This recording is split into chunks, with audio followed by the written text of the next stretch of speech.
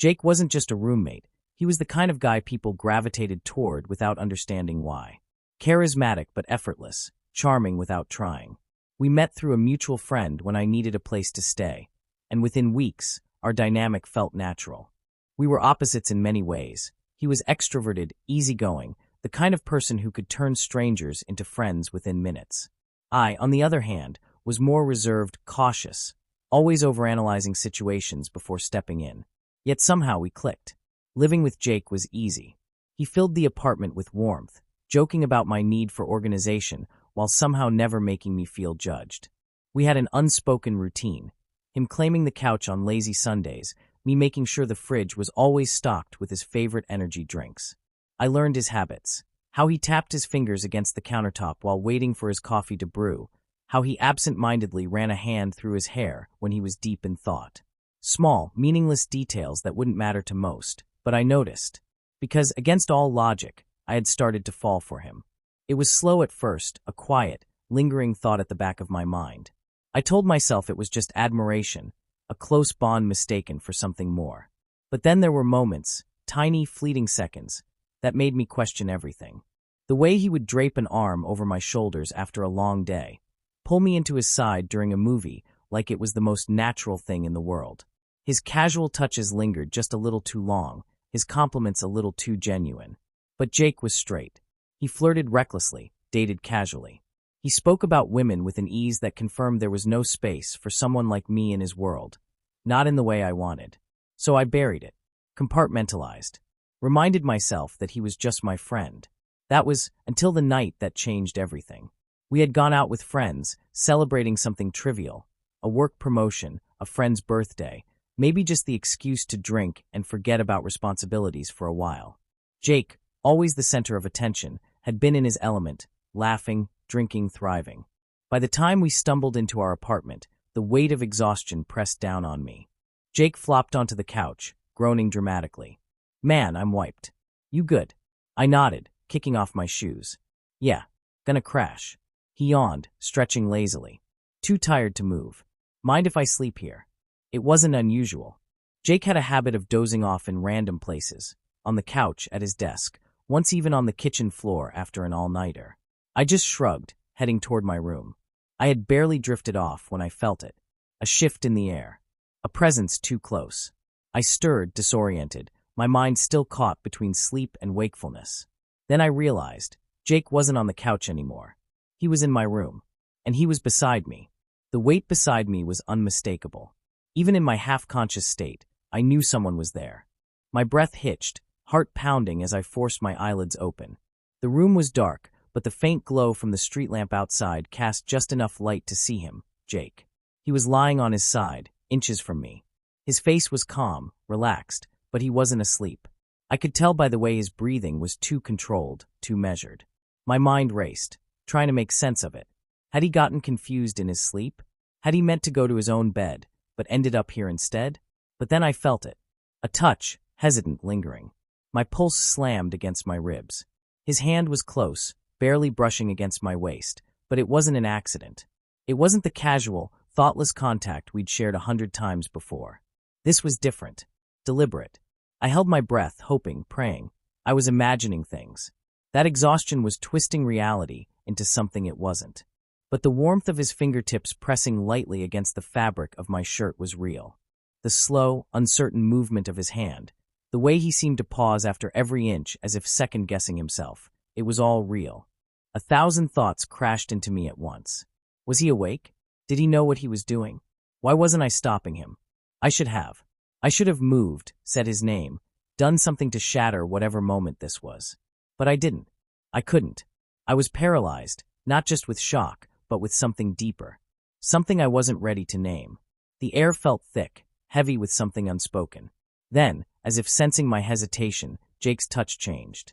No longer hesitant, no longer light. His fingers curled slightly, gripping the fabric of my shirt, as though testing how far he could go before I reacted. And I did, but not in the way I expected. I shifted, not away, but closer. I didn't mean to. It was instinct, a reaction I couldn't control. My body betrayed me, leaning into the warmth I had secretly longed for, but never dared to hope for. And in that second, I thought maybe. Maybe I had been wrong about Jake. Maybe he felt it too. But then he stopped. The contact disappeared in an instant, like he had been burned. A sharp breath, a flicker of movement, and then he was gone, rolling onto his back, pulling away as if nothing had happened. Silence swallowed the room. I lay frozen, staring at the ceiling, my body still thrumming with adrenaline. My mind screamed at me to say something, to ask him what that was, to force him to acknowledge it. But when I turned my head, his eyes were shut. His body was rigid, his breathing deep and even, too even. He was pretending nothing had happened. Pretending he hadn't just touched me in a way that no straight friend ever should. I swallowed hard, pulse still racing. Maybe I had imagined it. Maybe I was reading too much into something meaningless. Maybe I was just so desperate for him to see me the way I saw him that I had let my mind twist a harmless touch into something it wasn't. But deep down I knew better. Jake wasn't asleep, and neither of us would be able to ignore what had just happened. The next morning was suffocating. The usual rhythm of our apartment, the clatter of dishes, the hum of the coffee machine, the casual banter, was gone. In its place sat a heavy silence, thick and oppressive, pressing against my chest like a weight I couldn't shake. Jake stood by the kitchen counter, his back to me, staring into his coffee like it held the answer to something he wasn't ready to face. His posture was rigid, his movements calculated. He knew. He knew I was awake last night. He knew what he had done. And now, he was pretending it hadn't happened. I couldn't say something. I clenched my fists, willing myself to break the silence. The words fought against my throat, desperate to escape, but a part of me was afraid of what he would say, afraid that whatever explanation he gave would shatter something I wasn't ready to lose. But the tension was unbearable. Jake. My voice was hoarse, uncertain. He stiffened but didn't turn around. I tried again. What happened last night? His grip on the coffee mug tightened. For a moment, I thought he wouldn't answer. Then slowly, he exhaled and turned to face me. His expression was unreadable, a mix of guilt, fear, and something else I couldn't place. I don't know what you're talking about.